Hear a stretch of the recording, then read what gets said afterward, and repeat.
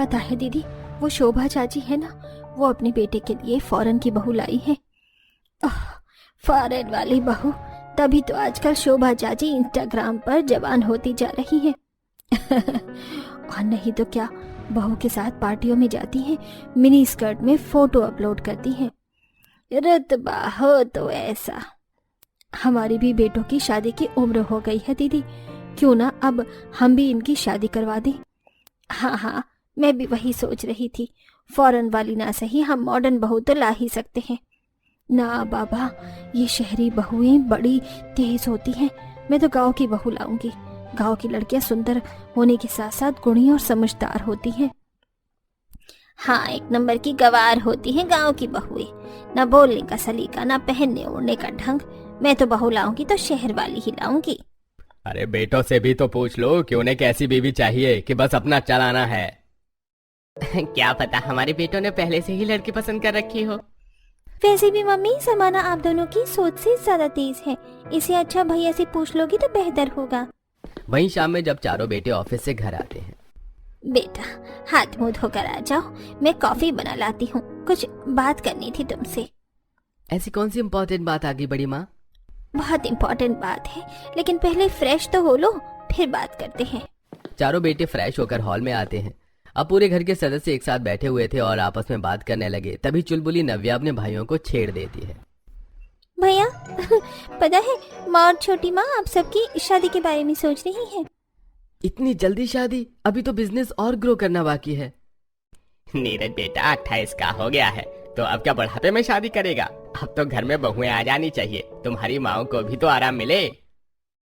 छोटा सा ही कह रहा है, अब शादी हो जाए तो बेहतर है। और हम सोच रहे हैं एक एक की शादी करने से अच्छा चारों की शादी एक साथ कर देते हैं। अब बच्चों तुम ही बताओ, तुमने कोई लड़की पसंद कर रखी है या फिर तुम्हारी माएं बहू पसंद करें?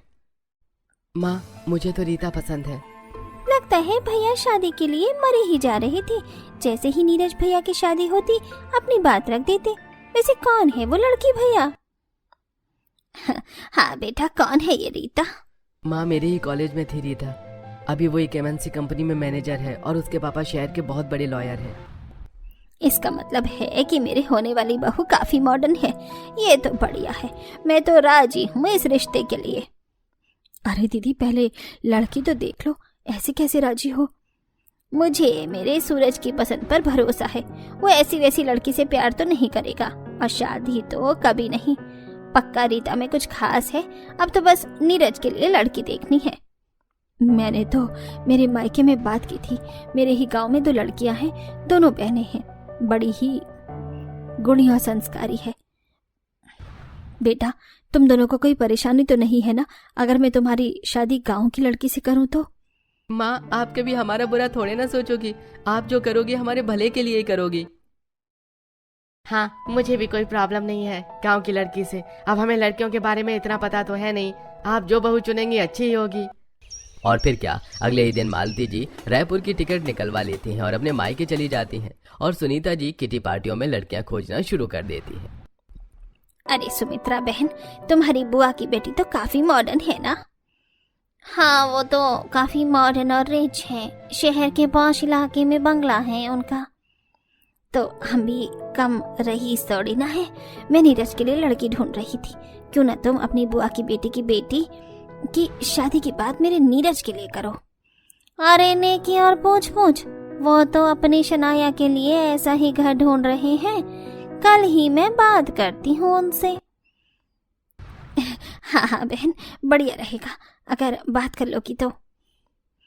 बहन, अब तो थोड़ी किट्टी पर फोकस कर लो, सारे गेम हार रही हो। मैं तो लाइफ का गेम जीतना चाहती हूँ, इसके लिए छोटे गेम हारने भी पड़े तो क्या। जिसके बाद सुनीता जी अपनी सहेलियों के साथ किटी पार्टी में बिजी हो जाती हैं और मालती गांव में अपने बेटों के लिए लड़की ढूंढना शुरू कर देती हैं। अजी, मैंने जो 2 लड़कियों के बारे में बात की थी ना, बड़ी ही सुंदर और सुशील हैं। दोनों गरीब घर की हैं, लेकिन संस्कारों में अमीर हैं। कल ही आप पूरी फैमिली लेकर आ जाओ, हम रिश्ता पक्का कर देते हैं, अगर प्रणीत और रोहन को लड़की पसंद आए तो। ठीक है, मैं आज ही सबको कह देता हूँ। वहीं अगली सुबह सभी जल्दी तैयार होकर कार से गांव के लिए निकल जाते हैं और मालती जी परिवार लेकर पुष्पा और मानवी के घर पहुंचती हैं। दोनों ही लड़कियां चचेरी बहनें थीं। पूरा परिवार लड़की देखता है और सुनीता जी को छोड़कर बाकी सभी को लड़कियां बहुत पसंद आती हैं। माँ, मुझे पुष्पा पसंद है। और मुझे मानवी। ये तो बढ़िया है। रमा जी और शालू जी, हमें रिश्ता मंजूर है। एक बार हम सूरज बेटे के लिए भी लड़की देख लें, फिर शादी का मुहूर्त तय करेंगे। हमें कोई परेशानी नहीं है बहन। अब तो हमारी पुष्पा बीवी की बहन से शादी करूंगा।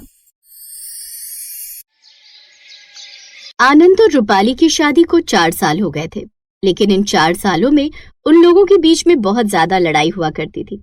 बात कभी भी हाथापाई तक तो नहीं आई थी, लेकिन दोनों इस कदर लड़ा करते कि बातों से ही एक दूसरे की जान ले लेते। तुमसे मैंने कितनी बार बोला है कि घिया की सब्जी मत बनाया करो। मुझे घिया की सब्जी खाना बिल्कुल भी अच्छा नहीं लगता, फिर भी तुमने ये बनाई। तुम ये सब कुछ जानबूझकर करती हो ना, ताकि मुझे गुस्सा आए। बाहर बारिश हो रही थी और हर जगह कीचड़ था। सब्जी वाला गली में आया ही नहीं। मैं सब्जी लेने जा नहीं पाई और घर में जो पड़ा था मैंने बना दिया। तो तुम ही खाओ या घिया की सब्जी, मैं ऐसे नहीं खाने वाला। मैं अपने लिए कुछ ऑनलाइन ऑर्डर कर लूंगा। जब तुम्हें ऑनलाइन ही खाना ऑर्डर करना होता है तो मुझे बनाने के लिए बोलते ही क्यों? काश मेरी तुमसे शादी नहीं होती तो मैं कितना खुश रहती। और काश मैं तुम्हारी जगह तुम्हारी बहन से शादी कर लेता तो मैं कितना खुश रहता। तुम सांवली हो और वो गोरी, उससे शादी करता तो मेरे गोरे गोरे बच्चे होते। हर चमकती चीज सोना नहीं होती आनंद। बड़े आए अपनी बीवी की बहन से शादी करने वाले। रूपाली और आनंद में ऐसे ही अक्सर लड़ाई होती रहती थी। ऐसे ही कुछ दिन गुजरते हैं। रूपाली और आनंद के घर में बहुत सारे चूहे और छिपकली हो गए थे, इसलिए वो लोग पेस्ट कंट्रोल करवाने की सोचते हैं। और आनंद ने रूपाली से कहा, रूपाली, मैं सोच रहा हूँ कि पेस्ट कंट्रोल कर लेते हैं। कुछ सालों के लिए कीड़े मकोड़े से छुटकारा मिल जाएगा। तो तुम अपनी मम्मी से बात कर लो। अगर उन्हें कोई एतराज नहीं है तो हम कुछ दिन के लिए उनके घर रहने चलते हैं। ये आप कैसी बातें कर रहे हो? मैं उस घर की बेटी हूँ। अब मुझे उस घर में कुछ दिन रहने जाने के लिए भी उनसे पूछने की जरूरत है क्या? यही तो मैं चाहता हूँ। कुछ दिन सोनिया के साथ रहूंगा। उसके गोरे गोरे हाथ बहाने से पकड़ लूंगा। उसे देखकर तो मेरा दिन ही बन जाएगा और मैं रूपाली नाम की चुड़ैल को कुछ साल और झेल पाऊंगा।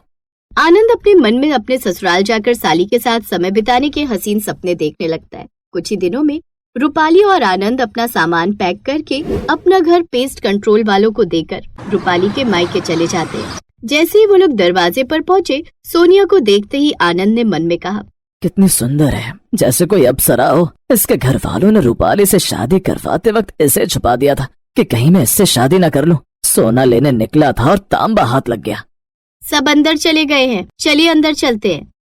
अब आनंद अपने ससुराल आ जाता है। वो ज्यादा समय सोनिया के साथ ही बिताया करता। एक दिन सोनिया ड्राइंग रूम में बैठकर टीवी देख रही थी।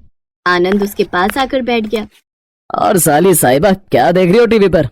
जीजा जी, मैं ऋतिक रोशन की फिल्म देख रही हूँ। मुझे ऋतिक रोशन बहुत अच्छा लगता है। उसकी पर्सनैलिटी कितनी अच्छी है, बिल्कुल आपकी तरह। आनंद जैसे ये बात सुनता है तो चने की झाड़ पर चढ़ जाता है और कहता है, सच तुम्हें मैं ऋतिक रोशन जैसा लगता हूँ? आनंद अब खुशी के मारे फूला नहीं समाता। सोनिया घर का कोई काम नहीं किया करती थी। वो देर रात को सोती और सुबह भी देरी से उठती, लेकिन वो कभी भी सुबह दूध लेना नहीं भूलती थी। जैसे ही सुबह होती वो दूध का पतीला लेकर दरवाजे पर खड़ी हो जाती और दूध लेकर फिर से सो जाया करती। आनंद भी ये देखकर हैरान था। उसने सोनिया से पूछा, क्या बात है साली साहिबा, जो लड़की दोपहर के 12 बजे सोकर उठती है वो सुबह 6 बजे दूध लेने के लिए क्यों जाग जाती है? अपने जीजा जी के मुंह से ये बात सुनकर सोनिया ने घबरा कर कहा, ऐसी कोई बात नहीं है जीजा जी, अब माँ परेशान न हो इसलिए मैं उठकर दूध ले लेती हूँ। सोनिया इस तरह बात को टाल देती है।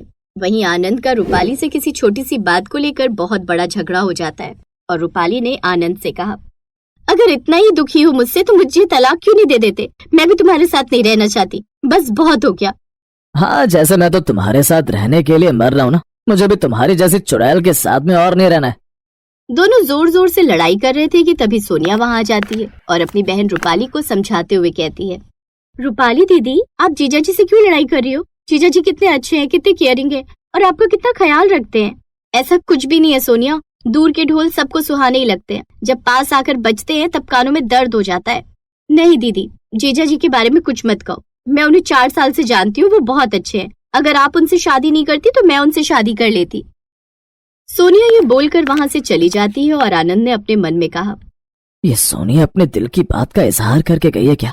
अगर सच में रूपाली मुझसे शादी नहीं करती तो सोनिया मुझसे शादी कर लेती। उसने मुझे ऋतिक रोशन जैसा भी कहा था।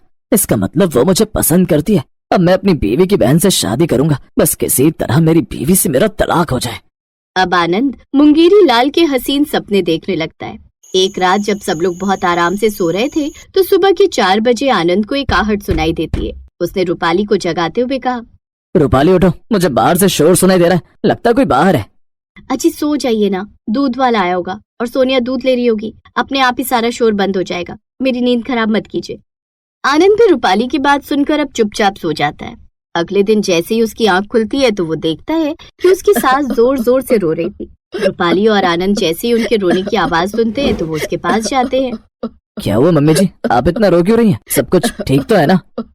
कुछ भी ठीक नहीं है बेटा, हमारे घर की इज्जत मिट्टी में मिल गई।